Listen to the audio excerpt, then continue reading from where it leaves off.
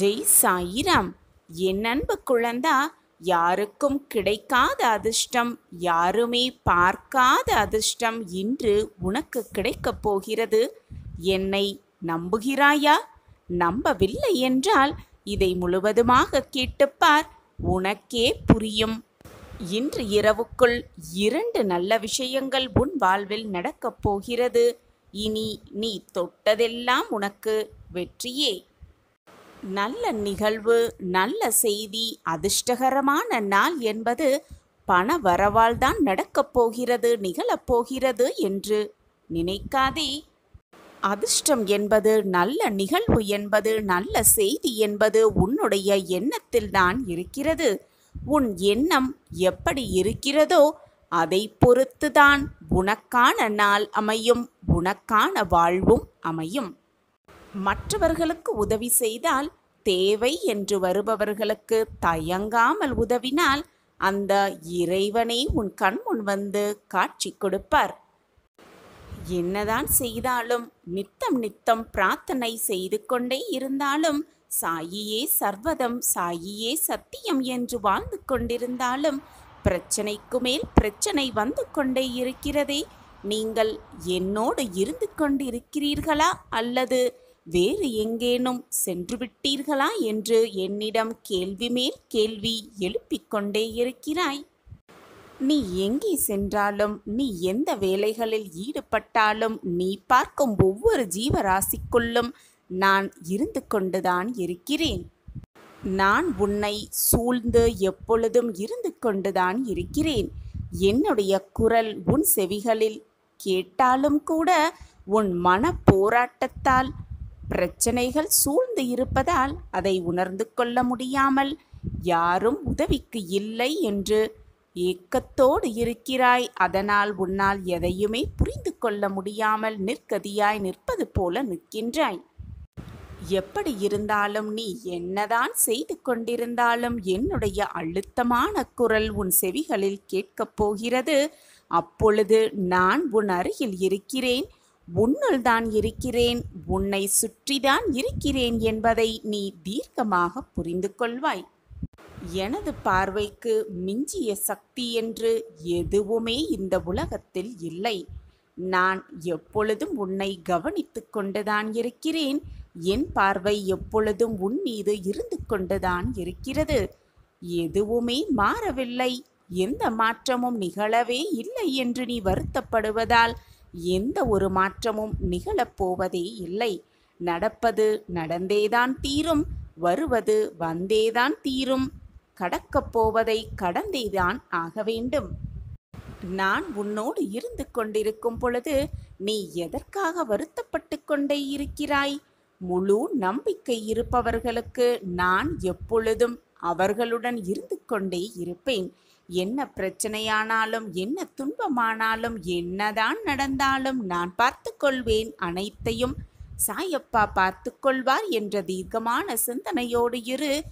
வேறு எதற்கும் நீ கவலைப்பட வேண்டிய அவசியமே கிடையாது. நான் தான் உன்னோடு இருந்து கொண்டே இருக்கிறேனே என்று மீண்டும் மீண்டும் சொல்லிக்கொண்டே இருக்கிறேன். அதை உணர்ந்து கொள், முழுவதுமாக புரிந்து கொள். உனக்கான நல்ல காலம் உன்னை நெருங்கி வந்து விட்டது. அதன் மூலமாக என்னுடைய அற்புதத்தையும் அதிசயத்தையும் நீ உணரப் போகிறாய் என் பிள்ளையே. உன்னுடைய கஷ்டத்தையும், உன் மன வேதனையையும், உன் மன பாரத்தையும் நிச்சயமாக நான் விலக்கி வைக்கிறேன். அதற்கு நீ கொஞ்சம் பொறுமையாக இருக்க வேண்டியது மிக மிக அவசியம். உனக்கு கொடுத்த வாக்கின்படி அந்த வாக்கை நிறைவேற்றுவதற்கு நான் என்னுடைய சமாதியிலும் கூட வேலை செய்து கொண்டுதான் இருக்கிறேன். உன் வாழ்வில் என் அற்புதம் தொடங்க நான் வழிவகை செய்து கொண்டுதான் இருக்கிறேன். இப்பொழுது உன் வாழ்க்கையில் நீ பட்டு கொண்டிருக்கும் கஷ்டத்தை கூடிய விரைவில் உன் வாழ்விலிருந்து விலக்கி வைத்து உனக்கான சந்தோஷத்தையும் நிம்மதியையும், உனக்கான அற்புதத்தையும் ஆனந்தத்தையும் உனக்கு கொடுக்கத்தான் போகிறேன்.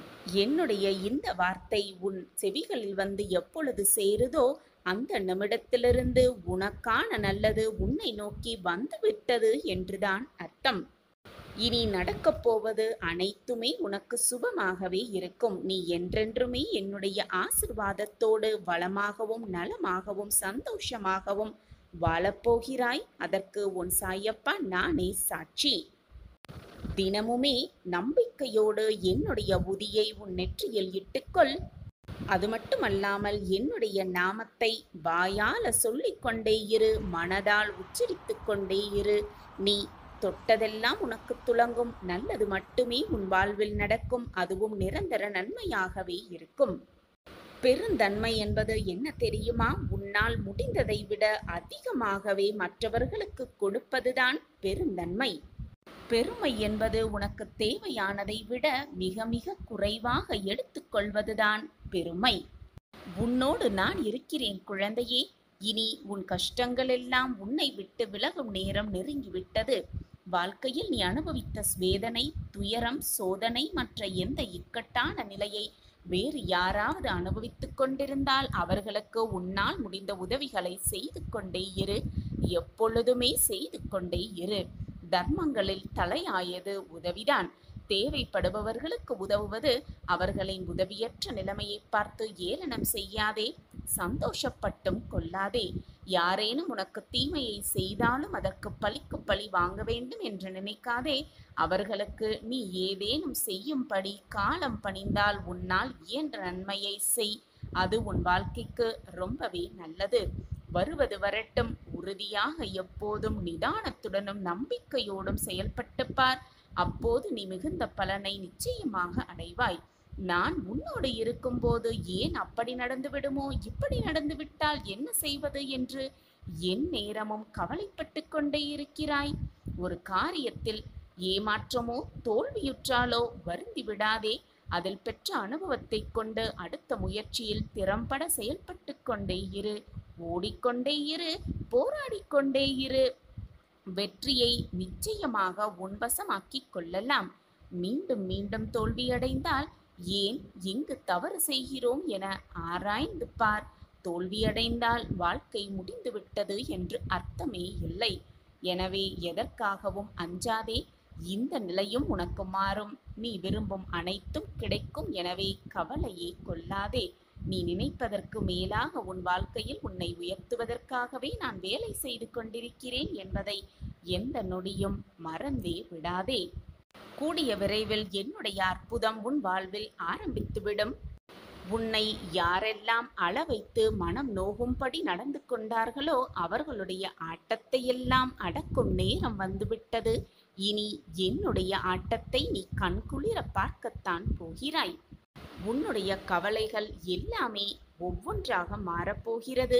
அற்புதம் உன் வாழ்வில் நிகழப்போகிறது. வானம் கருமையடைந்தால்தான் அதிலிருக்கும் அழகான நட்சத்திரங்கள் ஜொலிப்பதை கண்குளிர காண முடியும்.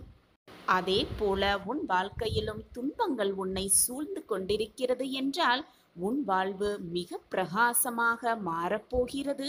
மிக மிக ஜொலிப்பதாக மாறப்போகிறது என்பதை புரிந்து கொண்டு செயல்படு.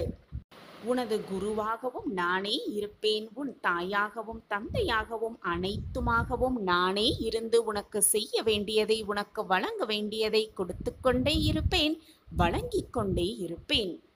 அந்த விஷயத்தை உனக்கு தெரிந்தும் தெரியாமலும் ரகசியமாகவும் மறைமுகமாகவும் நான் உனக்கு வழங்கிக் கொண்டே இருப்பேன். மற்றவர்கள் கண் பார்க்க உன்னை எப்பொழுதும் தாழ்ந்து போக விட்டுவிட மாட்டேன் என் பிள்ளையே. மற்றவர்களுக்கு நல்லது செய்தால் நம் வாழ்வில் நல்லது நடக்கும் என்று பலனை எதிர்பார்த்து உதவி செய்யாதே. உன் பிரச்சனை எதுவானாலும் அதற்கு நிச்சயமாக ஒரு பரிகாரம் உண்டு. மனதால் என்ன உதவியை செய்ய இயலுமோ, எதை கொடுக்க முடியுமோ அதை மனதார கொடு. அதை செய்தால் பிரதிபலனை எதிர்பார்க்காதே. பிரதிபலனை எதிர்பார்த்து செய்யும் உதவி நிச்சயமாக உதவியாகவே இருக்கவே முடியாது. உன் பிரச்சனைகளுக்கான தீர்வு என்னிடம் இருக்கிறது. ஆனால் என் பிரச்சனை யாராகவும் தீர்க்கவே முடியாது என்று நீயே தவறாக சித்தரித்து கொண்டு எங்கெங்கோ தேடி அலைந்து கொண்டிருக்கிறாய் உன் தீர்வை. ஆனால் அது என்னிடம் இருக்கிறது. அதை நான் வைத்து கொண்டிருக்கையில் நீ எங்கு போய் தீர்வை தேடி அலைந்து கொண்டிருக்கிறாய்?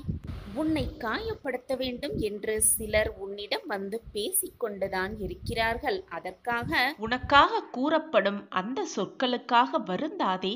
மன தைரியத்தை வளர்த்துக்கொள். உன் மன நிம்மதிக்கான ரகசியமே இதுதான்.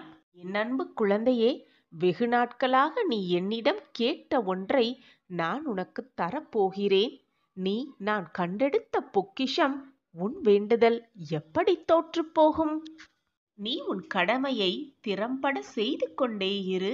தேவையில்லாத பேச்சுகளையும் தேவையில்லாத மனிதர்களையும் நினைத்து வீணாக உன் மனதை நீயே கெடுத்து கொள்ளாதே.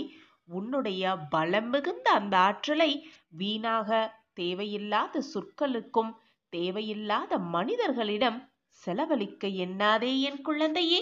இதுநாள் வரை உன் மனதில் இருந்த வேதனை, துக்கம், தோல்விகளால் மனம் வெறுத்து போய் பரிதவித்தது எல்லாம் முடிவு பெறப் போகிறது. உன்னுடைய உழைப்பிற்கு ஏற்ற பலன் நிச்சயமாக கிடைக்கும். உன் வேண்டுதல் எப்படி தோற்று போகும்? நிம்மதியும் சந்தோஷமும் அழகாய் பூத்து குலங்கும் வண்ண மலர்களைப் போல் இனி உன் வாழ்க்கையில் வசந்தம் வீச துவங்கும். உனக்கு அனைத்துமாக உன் சாயி தேவா இருக்கும் பொழுது எதற்காக உனக்கு இந்த கேள்வி? என் வேண்டுதல் வீண் போகிவிடுமா என்ற கேள்வி உன் மனதில் எண்ணவே கூடாது. எப்பொழுதுமே கலங்காமல் இரு. நான் உனக்கு எப்பொழுதுமே துணையாகவே இருப்பேன். குழந்தையே, நீ எப்பொழுதும் என்னிடம் வைக்கக்கூடிய வேண்டுதல் அனைத்துமே பலிக்க வேண்டும் என்பதுதான் உன்னுடைய பிரார்த்தனையாகவே இருக்கிறது. இது எனக்கு நன்றாகவே தெரியும் என் குழந்தையே.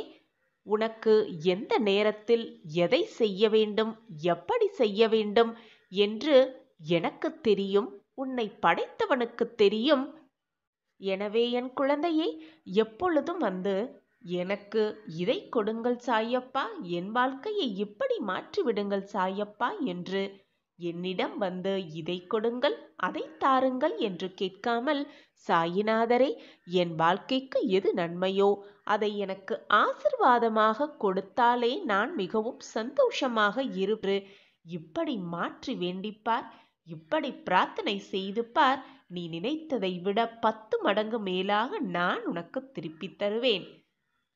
குழந்தையே, நீ உன் வாழ்க்கையில் கஷ்டங்கள் இல்லாமல் வாழ விடலாம். உன்னை படைத்த, உன்னை இயக்கிக் கொண்டிருக்கும் உன் சாயப்பாவிற்கு தெரியாதா உனக்கு எதை எப்பொழுது எப்படி கொடுக்க வேண்டும் என்று? ஏன் உன் மனதை குழப்பிக் கொண்டிருக்கிறாய்? என் வேண்டுதல் வீணாகிவிடுமோ, என் வேண்டுதல் பறிபோகிவிடுமோ என்று ஏன் உனக்கு இந்த குழப்பம்? உன் வேண்டுதல் எப்படி தோற்று போகும் என்று நீ நினைக்கிறாய்? என்னிடம் பிரார்த்தனையாக வைத்த எதுவுமே நிச்சயமாக தோற்காது. என் பொக்கிஷமான பிள்ளைகளுக்கு நான் கொடுக்க வேண்டிய நேரத்தில், கொடுக்க வேண்டிய சமயத்தில், கொடுக்க வேண்டிய விஷயத்தை நிச்சயமாக கொண்டு வந்து சேர்க்கும் வேலையை நான் ஏற்றுக்கொண்டிருக்கும் பொழுது அது எப்படி தப்பும் என்று நீ நினைக்கிறாய்? நிச்சயமாக தப்பாது. உன் சாயப்பாவின் வாக்கு அப்படி. என் வாயிலிருந்து வீணாக சொற்கள் எழவே எழாது. நான் இருக்கிறேன் குழந்தையே. என் வார்த்தைகளின் மீது நம்பிக்கை வைப்பாயா? உன்னை ஏளனமாக பார்த்து உன்னை வெறுத்தவர்களுக்கு முன்னால் நீ கொடியாய் உயர்ந்து நிற்கப் போகிறாய். இது உன் வாழ்வில் நடக்கும் அந்த அதிசயத்தை நான் நிகழ்த்தியே காட்டுவேன். இனி உன் வாழ்வில் ஏமாற்றமே இல்லை. அனைத்துமே ஏறுமுகமாகவே இருக்கும். ஏற்றம் மட்டுமே நிறைந்திருக்கும் உன் வாழ்வில். இனி நீ தொட்டதெல்லாம் துவங்கும், கேட்டதெல்லாம் கிடைக்கும், நினைத்ததெல்லாம் நிறைவேறும். உன் வேண்டுதல் எல்லாமே பலிக்கும்.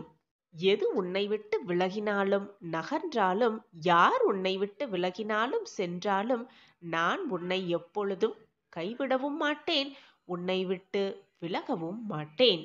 உன்னில் எப்பொழுதும் நான் இருப்பேன். நீ நிச்சயமாக தடைகளையெல்லாம் தகர்த்து எறிந்துவிட்டு உனக்கான சரியான பாதையில் பயணித்து வெற்றி என்னும் கனியை மிக சுலபமாக பறிப்பாய். அதை உன் சாயிநாதரோடு சேர்ந்து ருசிக்கப் போகிறாய். வாழ்க்கையில் நீ நிச்சயமாக வெற்றி பெறுவாய். அதை நான் அடைய வைப்பேன். என் பிரியமே, நான் உன் குறைகளை தீர்த்து வைக்கும் பொழுது நீ என்னை முழுவதுமாக நம்புகிறாய். ஆனால் அதே சமயம் உன் குறைகளையும் உன் வேண்டுதல்களையும் நான் தீர்க்காத போது சாயிநாதர்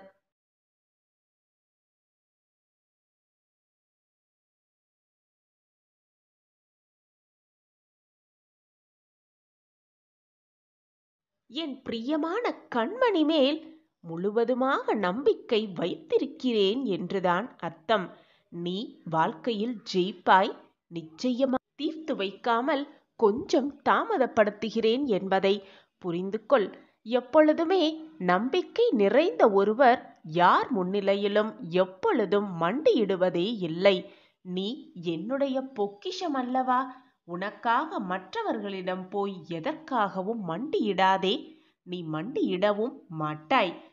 உன்னுடைய நல்ல எண்ணங்களையும் நல்ல சிந்தனைகளையும் நல்ல மனதையும் பார்த்து அனைவரும் உன்னை விட்டு சென்று அனைவரும் உன்னை தேடி வருவார்கள். உன்னுடைய அன்பான அந்த மனதை பார்த்து உன் மீது உனக்கே நம்பிக்கை இல்லை என்றால் கடவுளே, உன் சாயிநாதரே உன் நேரில் வந்தாலும் பயனில்லாமல் தான் போகும்.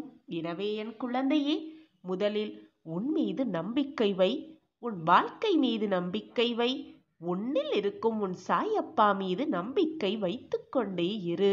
எது நடந்தாலும் நம்பிக்கையை மட்டும் இழந்து விடாதே. குரல் கேட்கும் நேரத்தில் அடுத்த நொடியே உன்னை காப்பாற்ற, உன் வாழ்க்கையை மீட்டெடுக்க நான் நிச்சயமாக வருவேன், வந்து அருள் புரிவேன். எனவே பயப்படாமல் இரு, நான் இருக்கிறேன். நீ காத்து கொண்டிருக்கும் நாட்களெல்லாம் காலமெல்லாம் பொற்காலமாய் பொன் நாளாய் அமையப் போகிறது. இனி உன் வாழ்வில் மங்களம் மட்டுமே நிறையப் போகிறது. பயப்படாதே என் குழந்தையே, எல்லாம் நல்லதாகவே நடக்கும். உனக்காக உன் சாய் அம்மாவாகவும் அப்பாவாகவும் அனைத்துமாகவும் இருக்கின்றேன். உன் வாழ்க்கையில் 2 பக்கங்கள், மகிழ்ச்சி துன்பம் இரண்டையும் சமநிலையில் திருப்பி பார்த்தாயானால் எல்லா பக்கமும் எல்லா புத்தகமும் சரிசமமாகத்தான் இருக்கும். எப்பொழுதுமே சோதனையிலேயே இருக்கிறோமே, நம் வாழ்வுக்கு விடியலே இல்லையா என்று நினைக்காதே. உனக்கு மகிழ்ச்சி, சந்தோஷம், ஆனந்தம், ஆச்சரியம் எல்லாம் ஒவ்வொன்றாக கூடி வந்து கொண்டே இருக்கிறது. இனி உன் வாழ்வில் நல்ல நல்ல மாற்றங்கள் மட்டுமே நிகழும். இது உன் சாயப்பா உனக்காகவே கொடுக்கும் சத்திய வாக்குதான். நீ எதிர்பார்க்காதவாறு உன் வாழ்க்கை சந்தோஷ நிறைவான வாழ்க்கையாக மாறும். அது நிச்சயம். குழந்தையே, எதுவுமே காரண காரியம் இல்லாமல் நடக்காது. நடப்பது அனைத்தும் நன்மைக்கே என்பதை தீர்க்கமாக நம்பு. எதுவுமே காரணம் இல்லாமல் இது நமக்கு நடந்திருக்காது என்பதை தீர்க்கமாக நம்பு. கடைசி முடிவில்தான் உனக்கு தெரியும் எதற்காக இது நம் வாழ்வில் நடந்தது. இது நடந்ததால் நம் வாழ்வில் எவ்வளவு மாற்றங்கள் நிகழ்ந்திருக்கிறது என்பதும் உனக்கு புரியும். எல்லாவற்றுக்கும் பின்னால் காரணம் நிச்சயமாக இருக்கும். அந்த காரண காரியம் உன்னை ஒரு வழிகாட்டியாய் அழைத்து செல்லும். உன் வாழ்க்கையை மேம்படுத்த, வெற்றியடைய செய்ய, கோபுரத்தின் உச்சியில் உன்னை உட்கார வைக்க அந்த இறுதி கட்டத்தை எட்டிவிட்டாய். உன் வேண்டுதல்கள் அனைத்துமே கூடிய விரைவில் உனக்கே சாதகமாகும் நேரம் உன்னை நெருங்கிவிட்டது. நீ என்னிடம் வந்து என்ன கூறப்போகிறாய் தெரியுமா? என் வாழ்க்கையில் இதுவெல்லாம் நடக்குமா என்று நான் ஏக்கத்தோடு பார்த்து கொண்டிருந்த அந்த விஷயத்தை எனக்கு சாதகமாக நிறைவேற்றி கொடுத்து விட்டீர்கள் சாயிநாதரே. என் வாழ்க்கையில் மாற்றங்கள் நிகழ்ந்துவிட்டது. நன்றி மேல் நன்றி சாயிநாதரே என்று என்னிடம் வந்து நீ கூறத்தான் போகிறாய். வேலை பாக்கியம், திருமண பாக்கியம், குழந்தை பாக்கியம், எனக்கிருந்த வழக்கு பிரச்சனை, குடும்ப உறவுகளில் சிக்கல், அனைத்து பிரச்சனைகளிலிருந்தும் என்னை விடுவித்து என் வாழ்க்கையில் மாற்றத்தை உண்டு பண்ணிவிட்டீர்கள் சாயிநாதரே. நான் இதுநாள் வரை எதற்காக ஏக்கத்தோடு இருந்தேனோ அதை அனைத்தையும் எனக்கு சாதகமாக்கி கொடுத்து விட்டீர்கள் என்று என்னிடம் வந்து ஆனந்த கண்ணீர் சொரியத்தான் போகிறாய். நான் உங்களிடம் கேட்ட அத்தனை விஷயங்களையும் எனக்கு சாதகமாக நிறைவேற்றி கொடுத்து விட்டீர்கள். என்னுடைய கடன் பிரச்சனைகளிலிருந்து நான் முற்றிலுமாக வெளியே வந்துவிட்டேன். கடனெல்லாம் அடைத்துவிட்டு நான் இப்பொழுது சேமிக்கும் அளவிற்கு எனக்கு செல்வத்தை வாரி வாரி கொடுத்துள்ளீர்கள் என்று நீங்கள் கொடுத்த அத்தனை விஷயங்களையும் நானே எதிர்பார்க்காத நேரத்தில், எதிர்பார்க்காத தருணத்தில் எனக்கு கொடுத்துள்ளீர்கள் என்று என்னிடம் வந்து சொல்லப் போகிறாய். நானுமே என்னுடைய பிள்ளைகள் அனைவரும் என்னிடம் பிரார்த்தனையாக வைத்தது அனைத்தையும் நிறைவேற்றி கொடுத்துவிட்டு எனக்கு நிறைவேற்றி கொடுத்து விட்டீர்கள் சாயிநாதரே. நான் இப்பொழுது மகிழ்ச்சியாக இருக்கிறேன், சந்தோஷமாக இருக்கிறேன் என்று எப்பொழுது என் பிள்ளைகள் கூறுவார்கள் என்று நானும் காத்து கொண்டிருக்கிறேன். இப்படி சாயியே சர்வதம், சாயியே அனைத்தும் என்று நம்பிக்கொண்டிருக்கும் கோடிக்கணக்கான பிள்ளைகளிடம் தினமும் நித்தம் அவர்களுடைய பிரார்த்தனையை நான் நிறைவேற்றி கொடுத்துதான் கொண்டிருக்கிறேன். தினம் அனைவருடைய வாழ்க்கையையும் மாற்றத்திற்கான அத்தனை வழிகளையும் நான் ஏற்படுத்தி கொண்டுதான் இருக்கிறேன். அந்த வகையில் என் பிள்ளையாகிய உனக்கும் நல்ல விஷயம் நடைபெறப் போகிறது. கூடிய விரைவில் உன் மாற்றத்துக்கான நேரமும் உன்னை நெருங்கிக் கொண்டிருக்கிறது. நீ எதை தேடிக்கொண்டிருக்கிறாயோ அதுவும் உன்னை தேடிக்கொண்டிருக்கிறது என்பதை தீர்க்கமாக நம்பு. அது உன்னிடம் வந்து சேரும் நேரமும் காலமும் எல்லாம் கூடி வந்திருக்கிறது. நெடு நாட்களுக்குப் பிறகு என் வாழ்க்கையிலும் என் மனதிலும் நிம்மதி நிலைத்திருக்கிறது. நான் மிகவும் சந்தோஷமாக இருக்கிறேன். என் வாழ்க்கையில் நல்ல மாற்றங்கள் நிகழ்ந்து கொண்டே இருக்கிறது. நான் எதிர்பார்க்கிறது எல்லாம் என் வாழ்வில் நடந்து கொண்டிருக்கிறது. நன்றி சாயிநாதரே என்று என்னிடம் வந்து கூறத்தான் போகிறாய். நானும் அதை பார்க்கத்தான் போகிறேன். என்னுடைய பிள்ளைகள் அனைவருமே நீடித்த செல்வமும் நிலையான உடல் ஆரோக்கியமும் பெற்று சர்வ மங்களமும் பெற்று சந்தோஷமாக வாழ்வதற்கே நான் நித்தம் என்னுடைய ஆசிர்வாதத்தை வழங்கி கொண்டே இருக்கிறேன். தினமும் என்னுடைய வாக்குகளை கொடுத்து கொண்டே இருக்கிறேன்.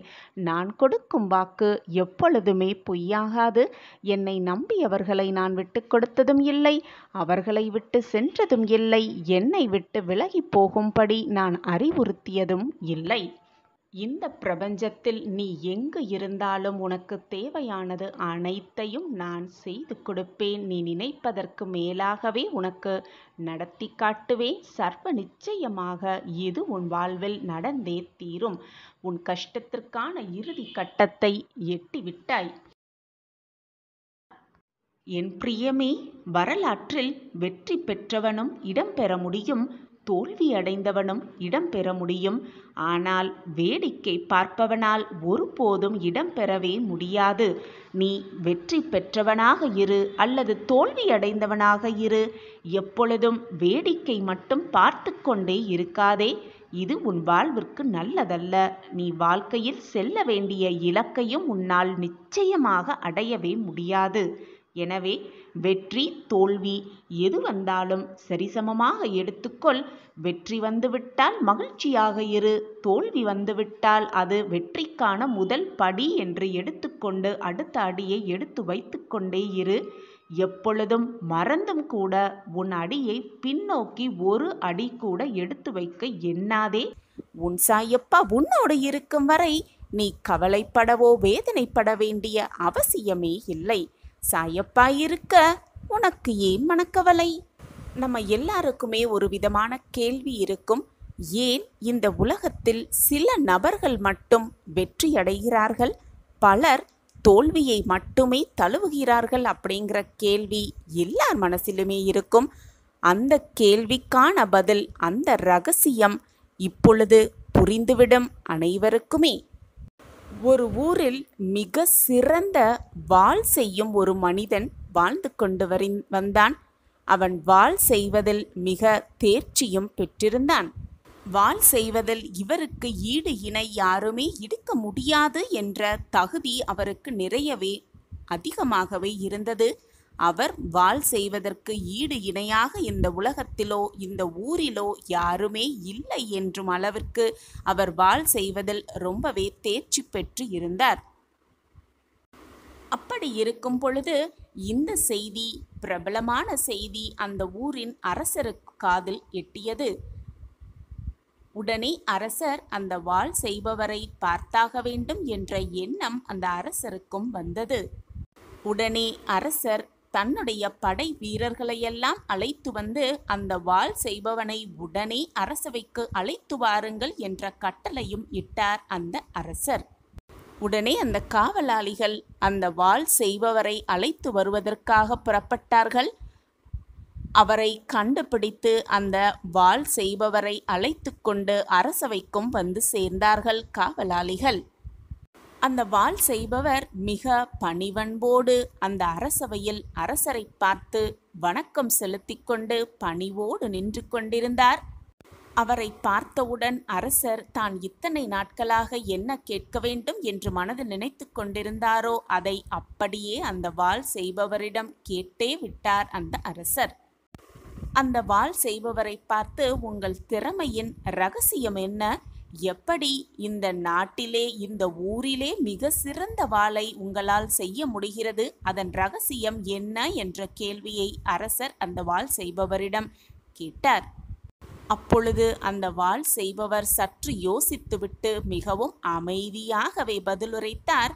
அரசே, சின்ன வயசிலிருந்தே நான் வாள் செய்வதில் ரொம்பவும் ஆர்வமாகவும் அதீத நம்பிக்கையுடன் வாழ்ந்து வந்தேன்.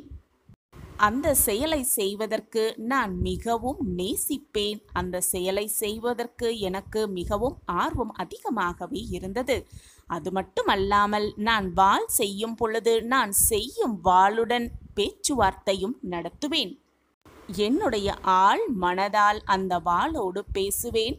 அந்த வாளும் என்னோடு பேசும். அதனால் நான் சிறு வயதிலேயே முடிவு செய்துவிட்டேன், மிக சிறந்த வாள் பயிற்சியாளர், வாள் செய்பவராக வரவேண்டும் என்ற முடிவை நான் எடுத்துவிட்டேன். அந்த முடிவை எடுத்த பிறகு நான் தினம்தோறும் சிறந்த வாளை எப்படி செய்வது என்ற புத்தகத்தை எங்கு கிடைக்குதோ, ஏது கிடைக்குதோ எங்கெல்லாம் தேடி அலைந்து அந்த புத்தகத்தை பார்த்து பார்த்து படிப்பேன். ஒருவேளை சில வேளைகள் வாளுக்கு சம்பந்தமில்லாமல் இருந்திருந்தால், அது மட்டுமல்லாமல் என்னிடம் இருக்கும் சில பொருட்கள் வாளுக்கு சம்பந்தமில்லாமல் இருந்திருந்தால், என்னுடைய வாழ்க்கையில் வாளுக்கு சம்பந்தமே இல்லாத செயல்களை நான் செய்வதே இல்லை. என்னுடைய முழு கவனமும் முழு எண்ணமும் சிறந்த வாளை எப்படி செய்வது என்பதில் மட்டுமே இருந்தது. என்னுடைய வாழ்க்கையின் முழு பகுதியையும் நான் வாளுக்காகவே அர்ப்பணித்திருக்கிறேன். வாளுக்காகவே என் வாழ்வையே அர்ப்பணித்து இருக்கிறேன். நான் அப்படி இருந்ததால் தான் இந்த உலகத்திலேயே சிறந்த வாள் நான் செய்து கொண்டிருக்கிறேன். என்னால் செய்ய முடியும் என்று இந்த ஊர் பேசும் அளவிற்கு நான் வாழ்ந்து கொண்டிருக்கிறேன் என்று மிக பணிவன்போடு அரசரை பார்த்து கூறினாராம் அந்த வாள் செய்பவர். நாமும் அதே போல நாம் வெற்றி பெற வேண்டுமென்றால், வாழ்க்கையில் வெற்றியை அடைந்தே தீர வேண்டும் என்ற முடிவு செய்துவிட்டால், நமக்கான இலக்கு என்ன என்பதை முதலில் தீர்மானம் செய்து கொள்ள வேண்டும். அந்த லட்சியத்தை அடையும் வரை தீர்க்கமாக உழைக்கலாம், உழைத்து கொண்டே இருக்கலாம், போராடலாம், போராடிக்கொண்டே இருக்கலாம். அந்த லட்சியத்தை அடையும் வரை ஓயாமல் போராடலாம். நாம் அனைவரும் வாழ்க்கையில் செய்யும் மிகப்பெரிய தவறு, நாம் ஒரு லட்சியமாக ஒன்றை வைத்திருப்போம். ஆனால் நாம் செய்வது, வாழ்க்கையில் நாம் செய்யும் செயல்கள் அனைத்துமே அந்த லட்சியத்திற்கு சிறிது கூட சம்பந்தமில்லாத செயல்களை செய்ய வேண்டியதாக இருக்கும் அல்லது செய்து கொண்டிருப்போம். நம் லட்சியத்தை பற்றி சிந்திக்காமல் தேவையில்லாத செயலை நாம் செய்து கொண்டிருந்தால், அந்த லட்சியத்தை அடைவதற்கான செயலை செய்யாமல் இருந்தால் தோல்வி மட்டும்தான் நம்மிடம் வந்து வசமாகும். நம் லட்சியத்தை அடைவதற்கு இந்த நொடி முதல் முடிவு எடுத்து கொள்ளலாம். நான் லட்சியத்தை அடைவதற்கு என்னால் ஆன முயற்சிகள் அனைத்தையும் நான் கொடுத்து கொண்டே இருப்பேன், போராடிக்கொண்டே இருப்பேன். நிச்சயமாக அந்த லட்சியத்தை அடைந்தே தீருவேன் என்ற நம்பிக்கையை மனதில் வளர்த்து கொள்ளலாம். நிச்சயமாக வெற்றிக்கான ரகசியம் நம் மனதில் அடங்கி இருக்கிறது, நம் வாழ்க்கையிலும் அடங்கி இருக்கிறது. எந்த தடைகள் வந்தாலும் அதை தடைத்து எறிந்துவிட்டு வெற்றி என்னும் லட்சியத்தை அடைவதற்கான அத்தனை வழிகளையும் முயன்று கொண்டே இருப்பேன் என்ற தீராத நம்பிக்கை விதையை மனதில் வளர்த்து கொண்டே இருக்க வேண்டும்.